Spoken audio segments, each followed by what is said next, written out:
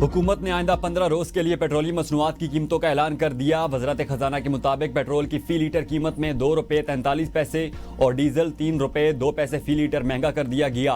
Notification के मुताबिक petrol की फी लीटर कीमत 2 रुपये 43 पैसे के इजाफे के बाद 265 रुपये 45 पैसे मुकर्रर, जबकि डीजल की फी लीटर कीमत 3 रुपये 2 पैसे के इजाफे के बाद 278 रुपये 44 पैसे मुकर्रर कर दी गई। पेट्रोल और डीजल की नई कीमतों का इतलाक रात 12 बजे ही कर दिया गया था।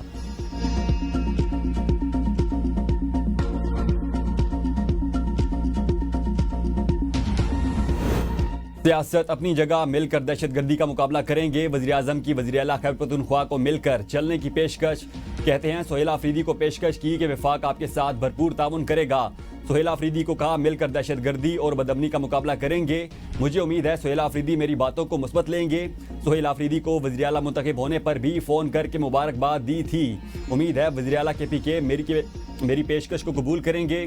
शहबाज शरीफ ने मजीद कहा मार्का हक में पाकिस्तान ने भारत को बदतरीन शिकस्त दी। पाक फिजाइया ने चुन चुन कर भारतीय जंगी तैयारे गिराए।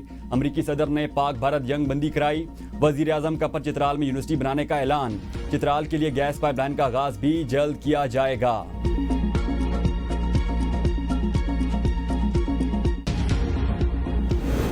खैबर पख्तूनख्वा की नई काबीना ने हल्फ उठा लिया। गवर्नर खैबर पख्तूनख्वा फैसल करीम कुंडी ने 10 वज़रा से हल्फ लिया। वज़ीर आला सोहेल आफरीदी, स्पीकर बाबर सलीम सवाती भी तकरीब में शरीक थे। हल्फ उठाने वालों में मीना खान आफरीदी, अरशद अयूब खान, अमजद अली, आफ्ताब आलम आफरीदी शामिल। फजल शकूर खान, खलीको रहमान, रियाज खान, सैयद फ़खर जहां, आकिबुल्ला खान और फैसल खान ने भी हल्फ उठाया। काबीना में मशीर के तौर पर मुज़म्मिल असलम और ताज मोहम्मद अपनी जिम्मेदारियां निभाएंगे, जबकि शफीक जान वज़ीर आला के मुआवन खुसूसी की हैसियत से फ़राइज़ अंजाम देंगे। तकरीब में chief secretary IG Zulfiqar Hameed समेत सियासी और समाजी शख्सियात की शिरकत। गवर्नर खैबर पख्तूनख्वा फैसल करीम कुंडी की सूबाई वज़रा को मुबारकबाद, नेक ख्वाहिशात का इज़हार किया। PTI रहनुमा शाह महमूद कुरैशी तिबी मुआयना। PKLI में इमरान इस्माइल, मौलवी महमूद, फवाद चौधरी और दीगर रहनुमाओं की शाह महमूद कुरैशी से मुलाकात की मौजूदा सूरत हाल, खैबर पख्तूनख्वा और आज़ाद कश्मीर से मुताल्लिक सियासी उमूर पर भी गुफ्तगू की गई। ज़राए के मुताबिक PTI की पुरानी क़यादत शाह महमूद कुरैशी की रिहाई के बाद बानी की रिहाई के लिए तहरीक चलाएगी। फवाद चौधरी, असद उमर, इमरान इस्माइल, अली जैदी, महमूद मौलवी, सिब्तैन खान और दीगर रहनुमा बानी PTI से मुलाकात करके तहरीक की इजाज़त लेंगे। अल्लाह जानता है मैं बेगुनाह कैद हूँ, वही बाहर निकालने का सबब बनाएगा। मुल्क की सलामती के लिए दुआ गो हूँ। शाह महमूद कुरैशी की PKLI में गुफ्तगू। कहा अडयाला जेल में डॉक्टर्स ने बताया था पित्ते में पथरी है। उस वक्त कैद तन्हाई में था। अब पथरी बड़ी हो गई थी जिसकी वजह से इन्फेक्शन फैलने का खदशा था। डॉक्टर ने पित्ते की पथरी का ऑपरेशन कराने की हिदायत की, जिसकी वजह से अस्पताल दाखिल हूँ। अभी टेस्ट जारी हैं, 1-2 दिन में ऑपरेशन होना है।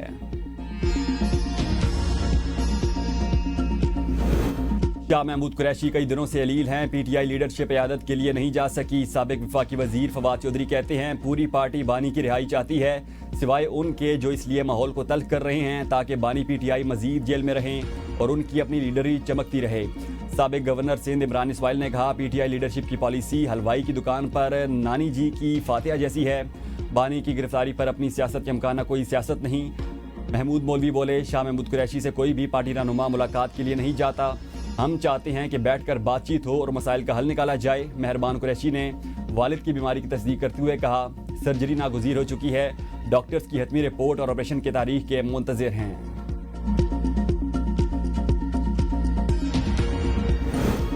पाकिस्तान तहरीक इंसाफ के को रहनुमा को अस्पताल मुंतकिल कर दिया गया। ज़राए के मुताबिक मियां महमूद रशीद को जना अस्पताल मुंतकिल कर दिया गया। मियां महमूद रशीद के मुख्तलिफ टेस्ट किए जा रहे हैं। मियां महमूद रशीद को सीने में इन्फेक्शन बताया गया है। ज़राए का यह भी कहना है कि इससे पहले PTI रहनुमा उमर सरफराज चीमा भी अस्पताल में दाखिल हैं।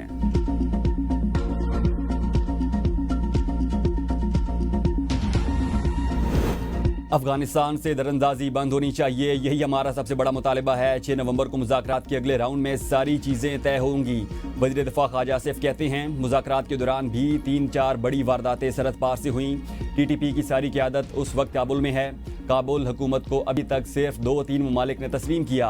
अफगानिस्तान का सबसे मजबूत रिश्ता हमारे साथ होना चाहिए।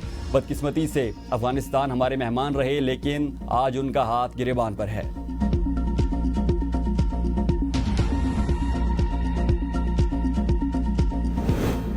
अमन को एक और मौका देने की कोशिश काम कर गई। पाकिस्तान और अफगानिस्तान जंग बंदी जारी रखने पर मुत्तफिक। कवायद और ज़वाबित 6 नवंबर को अगले इजलास में तय किए जाएंगे।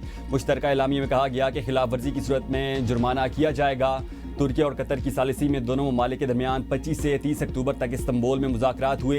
ये मुज़ाकरात दोहा में 18 और 19 अक्टूबर को तय पाने वाली जंग बंदी मुआहदे को मजबूत बनाने के लिए मुनक़िद किए गए। तुर्की और कतर ने दोनों फरीकों के मुस्बत और तामीरी किरदार को सराहा और यकीन दहानी कराई कि वो खित्ते में अमन और इस्तेहकाम के लिए सफारती कोशिशें जारी रखेंगे।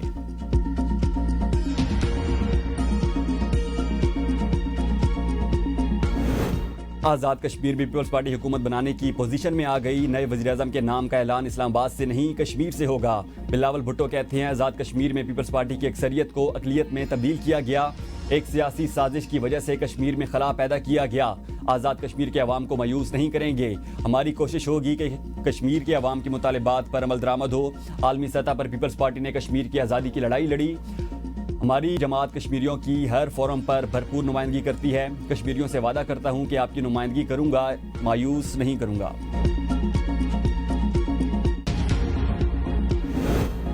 आज़ाद कश्मीर हुकूमत की मुमकिना तब्दीली। नून लीग का वजारतें लेने से इनकार। मुस्लिम लीग नून का एक बार फिर हुकूमती बेंचेस पर बैठने से इनकार। ज़राए के मुताबिक नून लीग ने कहा कि हम अदम एतमाद में हिस्सा लेंगे लेकिन वजारतें नहीं लेंगे। पीपल्स पार्टी के वज़ारत उज़्मा के किसी भी उम्मीदवार पर हमें कोई एतराज़ नहीं है। वो पीपल्स पार्टी के सवाबदीद है। वो जिसको भी बनाना चाहें फैसला वो करे। पाकिस्तान ने दूसरी टी20 में साउथ अफ्रीका को 9 विकेट से शिकस्त दे दी। पाकिस्तान ने 111 रन का हदफ 14वें ओवर में हासिल कर लिया। साइम अयूब की निस सेंचुरी, साहिबजादा फरहान ने 28 रन बनाए। साउथ अफ्रीका ने पाकिस्तान को जीत के लिए 111 रन का हदफ दिया था। फहीम अशरफ ने 4, सलमान मिर्जा ने 3 खिलाड़ियों को पेविलियन की राह दिखाई। नसीम शाह ने 2, अबरार अहमद ने 1 खिलाड़ी को आउट किया। मोबाइल कॉल्स पर टैक्स 15 से बढ़ाकर 17.5% करने की तजवीज़। $7 अरब कर्ज पर प्रोग्राम की अगली किस्त के लिए IMF ने डू मोर का मुतालबा कर दिया। रवा माली साल का असल टैक्स हदफ 14,131 अरब रुपये मुकर्रर। टैक्स हदफ पूरा ना हुआ तो मजीद 200 अरब जमा करने के लिए इकदाम करना होंगे। इजाफी रकम जमा करने के लिए मुख्तलिफ शोबों पर इजाफी टैक्स लगाने की तजवीज़। नॉन फाइलर, सोलर पैनल और टेलीफोन सारिफीन जद में आ सकते हैं। नॉन फाइलर्स के लिए बैंक से नकद रकम निकालने पर टैक्स 0.8 से बढ़ाकर 1.5% करने की तजवीज़। 30 अरब रुपये रेवेन्यू मुतवक्के। सोलर पैनल्स पर सेल्स टैक्स 10 से बढ़ाकर 18% करने की तजवीज़।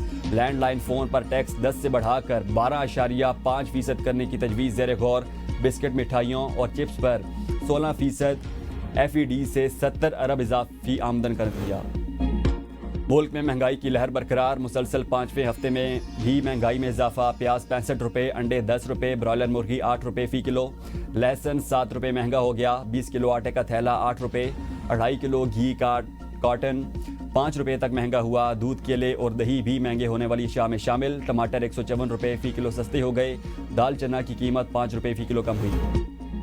घरेलू सार्फिन के लिए रिलीफ। माह नवंबर के लिए LPG सिलेंडर 69 रुपये सस्ता। सिलेंडर की नई कीमत 2,378 रुपये मुकर्रर। ओगरा ने नोटिफिकेशन जारी कर दिया। नई कीमतें 1 नवंबर 2025 से नाफिजुल अमल होंगी।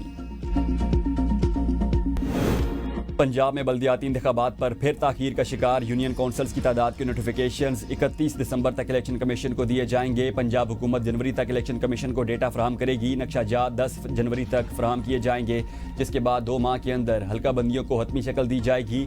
इलेक्शन कमीशन का कहना है कि बल्दियाती इंतखाबात पंजाब हुकूमत और इलेक्शन कमीशन की जिम्मेदारी है। पंजाब हुकूमत अपनी जिम्मेदारी पूरी करे, इसके बाद इलेक्शन कमीशन हल्का बंदियों का आगाज कर सकता है।